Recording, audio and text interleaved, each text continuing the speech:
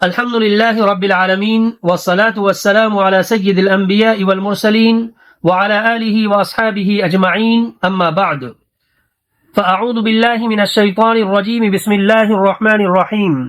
إن هذا القرآن يهدي للتي هي أقوم ويبشر المؤمنين الذين يعملون الصالحات أن لهم أجرا كبيرا وقال النبي صلى الله عليه وسلم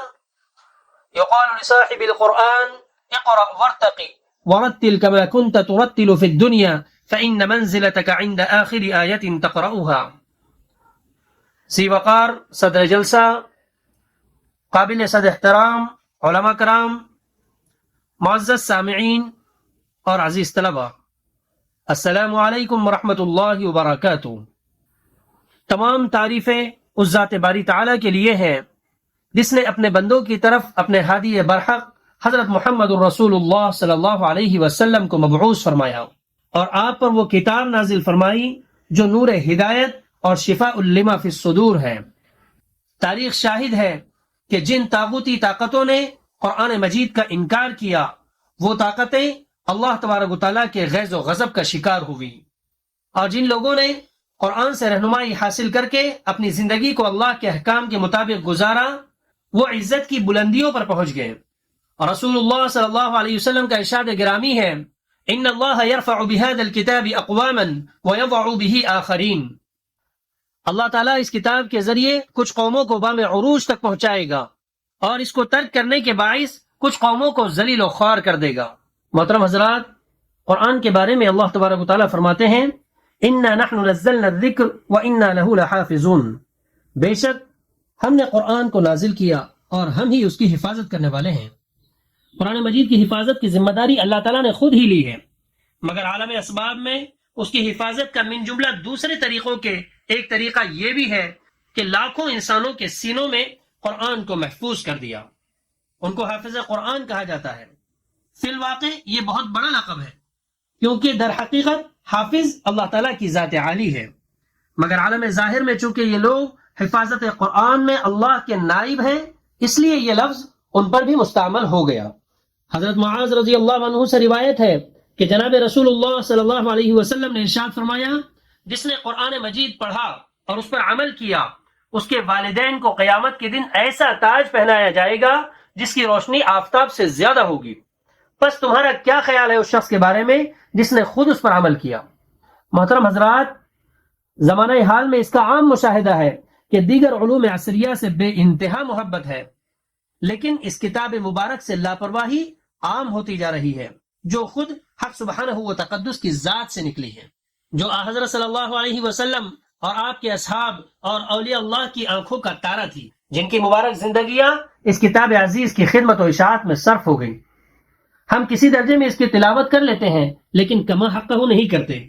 اس کے معانی و مطالب میں تدبر نہیں کرتے، اس کتاب ہدایت کی روشنی میں اپنی زندگیاں نہیں گزارتے.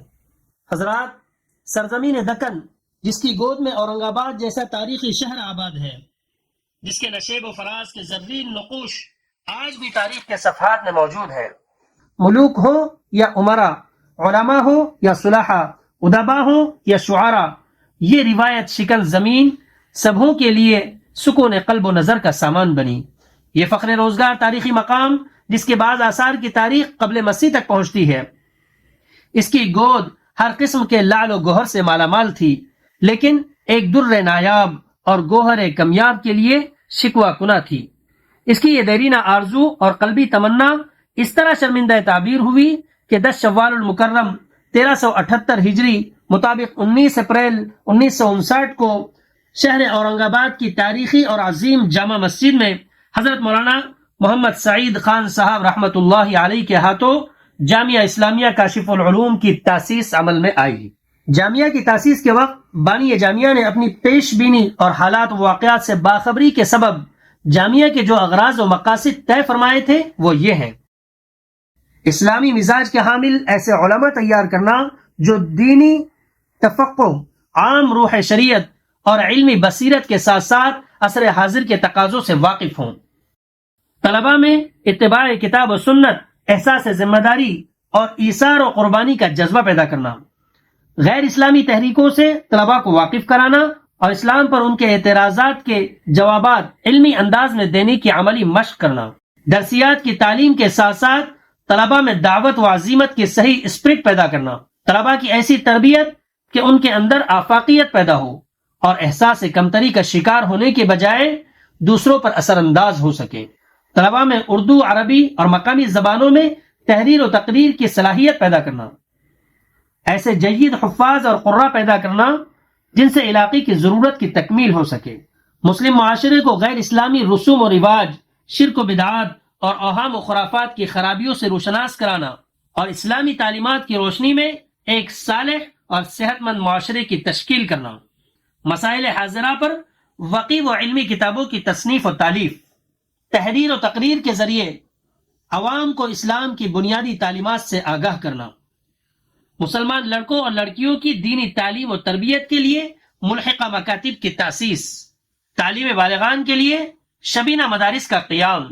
یہ سب قیام جامعہ کے مقاصد ہیں۔ محترم حضرات، جامعہ اسلامیہ کاشف العلوم کا عالم اسلام کی مشہور دینی درسگاہ دارالعلوم ندوۃ العلماء لکھنؤ سے باقاعدہ الحاق ہے اور اسی کے نصاب کے مطابق ابتدا سے اعلیٰ درجات تک تعلیم دی جاتی ہے۔ جامعہ کے موقر شعبہ جات ہیں جن میں شعبہ عالمیت میں تفسیر، حدیث، فقہ، عقیدہ اور اصول جیسے دینی علوم کے ساتھ ساتھ انگریزی، اردو اور عربی زبان و ادب جیسے عصری مضامین کی تعلیم دی جاتی ہے۔ شعبہ تخصص فی الافتاء، اس شعبے میں طلباء کو فقہ اسلامی، اصول فقہ، قواعد فقہیہ اور معاصر مسائل کا گہرا مطالعہ کرایا جاتا ہے۔ انہیں فتاوی کی مشہور کتب سے استفادہ، اصول افتاء کی تربیت اور فتویٰ نویسی کی عملی مشق کرائی جاتی ہے۔ مزید برآں تحقیق، عربی زبان میں مہارت اور معاصر قوانین کا بنیادی تعارف بھی شامل نصاب ہے۔ شعبہ تحفیظ القرآن کاشف آباد مٹمٹا، اس شعبے کے تحت سینکڑوں طلباء حفظ قرآن کی دولت سے سرفراز ہو رہے ہیں۔ شعبہ تجوید و قرأت، یہ شعبہ بھی اس اعتبار سے اہم ہے کہ اس شعبے کے تحت طلبہ جامعہ کو ترتیل و تجوید کے ساتھ تلاوت کی مشق کرائی جاتی ہے اور قرأت سبعہ و قرأت عشرہ سے واقف کرایا جاتا ہے۔ شعبہ دعوت و تبلیغ، یہ جامعہ کا اہم ترین شعبہ ہے کیونکہ اس جامعہ کی تاسیس میں دعوت و تبلیغ کا اہم کردار رہا ہے۔ بانی جامعہ حضرت مولانا محمد سعید خان صاحب رحمۃ اللہ علیہ نے دعوت و تبلیغ کی بنیاد ہی پر اس جامعہ کی تاسیس کا ارادہ فرمایا اور مرکز دعوت و تبلیغ بستی نظام الدین دلی میں قائم مدرسے کے نام پر اس کا نام بھی کاشف العلوم رکھا۔ یہاں سے طلباء و اساتذہ مختلف اوقات میں دعوت و تبلیغ کی غرض سے دعوتی اسفار کرتے ہیں اور اپنی اصلاح کے ساتھ ساتھ بندگان خدا کو شرک و بدعات کی دلدل سے نکال کر راہ مستقیم پر لانے کی کوشش کرتے ہیں۔ محترم حضرات، سابق ناظم جامعہ مولانا محمد ریاض الدین صاحب فاروقی ندوی رحمۃ اللہ علیہ نے دینی تعلیم حاصل کرنے والے طلباء و طالبات کے لیے عصری تعلیم کی اہمیت و ضرورت کے پیش نظر رحاب جامعہ میں کاشف العلوم اردو پرائمری اسکول کی بنیاد ڈالی۔ یہ ننھا سا پودا مسلسل آبیاری کے نتیجے میں ایک تناور درخت بن چکا ہے۔ یہ مستقل غیر امدادی یعنی سیلف فائنانس اسکول اپنے جدید انفراسٹرکچر اور منظم تعلیمی نظام کے ساتھ سرگرم عمل ہے، جہاں طلباء و طالبات کے لیے الگ الگ عمارتوں میں تعلیم کا نظم کیا گیا ہے۔ ادارے میں تدریسی معیار کو مزید مؤثر بنانے کے لیے جدید ٹیکنالوجی کے استعمال کے ساتھ آرٹیفیشل انٹیلیجنس سے مزین ڈیجیٹل بورڈ کے ذریعے ویژول لرننگ کے نظام کے قیام کا منصوبہ زیر غور ہے۔ اس کے علاوہ مولانا محمد ریاض الدین صاحب فاروقی ندوی رحمۃ اللہ علیہ کے اس مشن کو آگے بڑھاتے ہوئے جامعہ کی انتظامیہ کی جانب سے ہائی اسکول اور جونیئر کالج کے قیام کی منصوبہ بندی بھی کی گئی ہے۔ جامعۃ الطیبات، تعلیم نسواں کے فروغ کے لیے مرکزی دستگاہ میں جامعۃ الطیبات کے علاوہ شہر کے اطراف و اکناف میں متعدد شاخوں کا قیام عمل میں لایا گیا۔ اس میں ابتدائی درجات سے عالمیت تک تعلیم کا مکمل نظم ہے جس کی مدت 5 سال ہے۔ اس میں تفسیر، حدیث، فقہ، ادب عربی، سیرت، تاریخ، جغرافیہ اور دیگر فنون کے ساتھ ساتھ ٹیلرنگ، کشیدہ کاری اور کوکنگ کلاسز کی تعلیم بھی دی جاتی ہے، اور مستقبل قریب میں لڑکیوں کے لیے کمپیوٹر کلاسز جاری کرنے کا منصوبہ بھی زیر غور ہے۔ رابطہ ادب اسلامی مراٹھواڑہ، مفکر اسلام حضرت مولانا سید ابو الحسن علی ندوی رحمۃ اللہ علیہ نے 1984 میں عالمی سطح پر رابطہ ادب اسلامی کی بنیاد ڈالی تاکہ ادب کی راہ سے ترقی پسندی کے نام پر جو عریانیت اور جدیدیت اور مابعد جدیدیت یعنی ماڈرنزم اور پوسٹ ماڈرنزم کی تعبیر و تشریح کے ذریعے نئی نسل میں جو خود فراموشی اور خدا فراموشی کی لہر پیدا ہو رہی تھی اس کا سد باب کیا جا سکے اور ادب کے ذریعے اسلامی فکر کو فروغ دیا جا سکے۔ اس کے تحت مختلف ممالک میں سیمینار اور ادبی پروگرام منعقد ہوتے رہتے ہیں جن سے مثبت اثرات مرتب ہوتے ہیں۔ جامعہ اسلامیہ کاشف العلوم میں بھی اس کی شاخ فعال ہے جو مقامی و قومی سطح پر ادبی پروگرام منعقد کرتی ہے تاکہ ادبا میں اسلامی ادبی شعور پروان چڑھے اور ایک صالح ادب سے ماحول روشناس ہو۔ شعبہ تربیتی کیمپ، جامعہ وقتاً فوقتاً تربیتی کیمپ کا انعقاد کرتا ہے جس میں جامعہ کے اساتذہ، مکاتب ملحقہ کے معلمین، مساجد کے ائمہ اور جامعہ اور دیگر جامعات سے فارغ طلباء کو درس و تدریس اور تعلیم و تربیت کے اسلامی اور مفید طریقوں سے روشناس کرایا جاتا ہے۔ اس وقت پوری دنیا اور ہندوستان میں D Ed, D El Ed, B Ed اور ایم ایڈ کے ذریعے تدریس اور تربیت کا ایک پورا نظام زیر دورہ ہے، کیونکہ بغیر تربیت کے اساتذہ طلباء کی ذہنی افق کو وسیع کرنے اور طلباء میں تعلیمی بیداری پیدا کرنے کی کوشش میں کامیاب نہیں ہو سکتے۔ اس لیے جامعہ نے بھی اس کو وقت کی ضرورت سمجھتے ہوئے اس طرف توجہ دی۔ یہ شعبہ جامعہ کا ایک فعال شعبہ ہے اور جامعہ کی اس پر خصوصی توجہ ہے۔ مجلس شورا، جامعہ اسلامیہ کاشف العلوم ایک دینی، تعلیمی، تربیتی اور دعوتی ادارہ ہے، اس لیے اس کی کارکردگی کو بہتر سے بہتر طور پر انجام دینے کے لیے مجلس شورا بنائی گئی ہے۔ صوبہ مہاراشٹر اور ہندوستان کے نامور علماء، اصحاب الرائے حضرات اور ذی شعور اور دور اندیش دردمندان ملت اس مجلس کے رکن نامزد کیے جاتے ہیں اور اہم امور میں ان سے مشورے طلب کیے جاتے ہیں۔ ان تمام شعبہ جات میں ارتباط اور تنظیم و ترتیب کو بحال رکھنے کے لیے ایک اہم شعبہ نظامت ہے۔ تمام تعلیمی سرگرمیاں اسی شعبے کی سرپرستی میں انجام دی جاتی ہے۔ اساتذہ کی سرگرمیوں اور ان کی درسی اور غیر درسی فعالیت کا یہ شعبہ وقتاً فوقتاً جائزہ لیتا رہتا ہے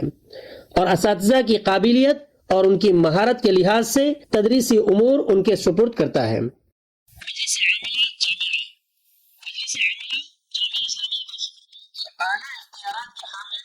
رجسٹرڈ باڈی ہے جس کا رجسٹریشن نمبر 519 ہے اور یہ باقاعدہ چیریٹی کمیشن آفس میں رجسٹرڈ ہے۔ جامعہ کی تمام تر سرگرمیاں اسی مجلس عاملہ کی سرپرستی میں انجام دی جاتی ہے اور اس مجلس کی منظوری کے بعد ہی اہم امور انجام پاتے ہیں۔ محترم حضرات، جامعہ کے تمام شعبہ جات میں ہزاروں طلباء و طالبات زیور علم دین سے آراستہ ہو رہے ہیں۔ طلباء کے تعلیمی استفادے کے لیے رحاب جامعہ میں ایک وسیع و عریض لائبریری قائم کی گئی ہے جس میں دینی و علمی کتابوں کا ایک وسیع ذخیرہ موجود ہے تاکہ طلباء و اساتذہ اس کتب خانے سے اپنی علمی تشنگی بجھا سکیں۔ یہ کتب خانہ تفسیر و حدیث، فقہ و اصول، ادب عربی، ادب اردو، لغات، فتاوی، نحو و صرف، تاریخ، انگریزی، فارسی، طب، سیرت و سوانح، اردو و عربی دواوین، ابحاث و عقائد کے علاوہ دیگر علوم و فنون پر مشتمل ہے۔ لائبریری میں تقریباً 20,000 کتب کا ایک وسیع ذخیرہ موجود ہے جس میں ہمیشہ ہر فن کی مفید اور ضروری کتابوں کا اضافہ ہوتا رہتا ہے۔ نیز لائبریری کو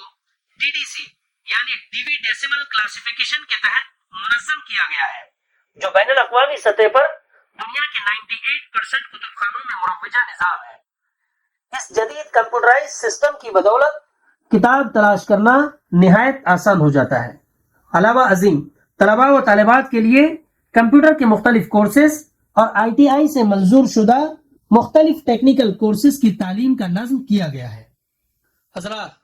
سابق ناظم جامعہ حضرت مولانا محمد ریاض الدین صاحب فاروقی ندوی رحمۃ اللہ علیہ کی بڑی تڑپ و کڑن بلکہ سوز درو تھا کہ اکثر و بیشتر قرآن مجید کو حفظ کرنے والے اور سند عالمیت حاصل کرنے والے دیہاتوں کے طلبہ ہیں، اور اہل شہر کے طلبہ اس نعمت عظما سے تہی دامن ہے۔ اسی بے چینی نے حضرت کو مجبور کیا تھا کہ جامعہ کے شعبہ جات میں ایک ایسے شعبے کا اضافہ کیا جائے جس کے ذریعے شہر کے طلبہ اپنی عصری علوم کی بے پناہ مصروفیتوں کے باوجود نہایت سہولت سے مکمل حفظ قرآن مجید اور دین کے بنیادی عقائد و مسائل کی تعلیم حاصل کر سکیں، جو ہر مسلمان کے لیے یقیناً سعادت عظما ہے۔ چنانچہ سن 2001 عیسوی میں مفتی محمد عیسیٰ صاحب رحمۃ اللہ علیہ کی نگرانی میں شعبہ حفظ و دینیات برائے مدارس عصریہ کا قیام عمل میں آیا۔ اس شعبے میں 545 طلبہ صبح و شام ماہر اساتذہ کرام کی نگرانی میں علم دین کی دولت سے سرفراز ہو رہے ہیں۔ الحمدللہ اس شعبے سے اب تک 51 طلبہ حفظ قرآن مجید مکمل کر کے حفظ کی سند حاصل کر چکے ہیں۔ علاوہ ازیں گزشتہ 24 سالوں میں سینکڑوں طلبہ ناظرہ قرآن مجید مع تجوید و دینیات کی تعلیم مکمل کر چکے ہیں۔ حضرات، اہلیان شہر کا اصرار تھا کہ محلہ محلہ قریہ قریہ اس شعبے کی بنیاد ڈالی جائے، لہذا جامعہ نے شہر و بیرون شہر اپنے تمام مکاتب کو شعبہ حاضہ سے مربوط کیا اور اس کے لیے ایک وقی نصاب دینیات کا انتخاب کیا جو ضروریات دین پر مشتمل ہے۔ ان مکاتب میں جملہ 3083 طلبہ و طالبات زیر تعلیم ہیں اور 87 اساتذہ صبح و شام ان طلبہ و طالبات کو علم دین سے روشناس کر رہے ہیں۔ محترم حضرات، ان مکاتب کے علاوہ اس شعبے کی شہر میں مزید 5 شاخیں قائم ہیں: مسجد ابوبکر رشید پورہ، مسجد سفینہ اونٹ محلہ، مسجد غلام محمد امبر ہل، مسجد الیاس آزاد چوک اور مسجد عائشہ شمس نگر شاہنور واڑی۔ شہر کے وہ طلبہ جو اپنی بے پناہ عصری علوم کی مصروفیتوں کی وجہ سے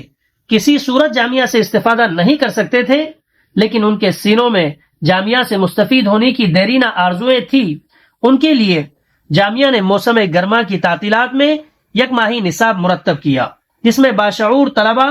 جامعہ کے وقی نصاب سے مستفید ہوتے ہیں۔ آخر میں امتحان میں کامیاب ہونے والے طلبہ کو رزلٹ اور اسناد سے نوازا جاتا ہے۔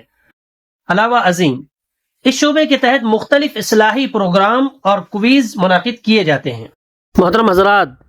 جامعہ کی ترقی و ترویج میں صدر مجلس عاملہ الحاج عبدالجبار صاحب، سیکریٹری مجلس عاملہ مولانا محمد رضوان خان صاحب ندوی، ناظم جامعہ حضرت مولانا عبدالوحید صاحب حلیمی ندوی و دیگر تمام ہی اراکین مجلس عاملہ، نیز صدر مدرس جامعہ مولانا محمد نسیم الدین صاحب مفتاحی، نائب صدر مدرس مفتی محمد نعیم صاحب مفتاحی، مولانا شیخ علیم الدین صاحب ندوی، مولانا عبدالقدیر صاحب قاسمی مدنی، سابق محتمیم جامعہ مولانا محمد مجیب الدین صاحب قاسمی رحمۃ اللہ علیہ اور سابق ناظم جامعہ مولانا محمد ریاض الدین صاحب فاروقی ندوی رحمۃ اللہ علیہ کی بے پناہ قربانیاں پنہا ہیں۔ بڑی ناانصافی ہوگی اگر اس موقع پر میں اساتذہ جامعہ کا تذکرہ نہ کروں جن کی جہد مسلسل سے یہ قافلہ ترقی کی راہ پر گامزن ہے۔ اللہ تعالیٰ سے دعا ہے کہ جامعہ کی تمام شعبہ جات کو لوگوں کے لیے مزید نافع بنائے اور اہلیان شہر کو جامعہ سے استفادے کی توفیق عطا فرمائے اور جامعہ کے تمام معاونین کو اجر عظیم عطا فرمائے۔ گلشن کے ہر کلی کی حفاظت کریں گے ہم، گلشن کے ہر کلی کی حفاظت کریں گے ہم، نہ جانے کس کلی سے گلشن مہک اٹھے۔ وآخر دعوانا الحمد للہ رب العالمین۔